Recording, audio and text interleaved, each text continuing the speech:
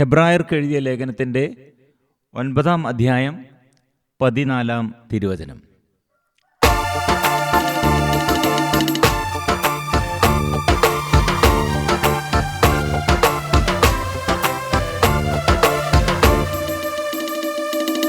നിത്യാത്മാവ് മൂലം കളങ്കമില്ലാതെ ദൈവത്തിന് തന്നെ തന്നെ സമർപ്പിച്ച ക്രിസ്തുവിന്റെ രക്തം.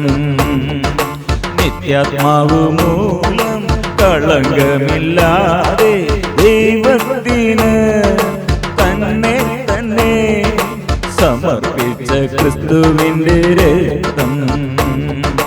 ജീവിക്കുന്ന ദൈവത്തെ ശുശ്രൂഷിക്കാൻ നമ്മുടെ അന്ധകരണത്തെ നിർജീവ പ്രവർത്തികളിൽ നിന്ന് എത്രയധികമായി വിശുദ്ധീകരിക്കുകയില്ല.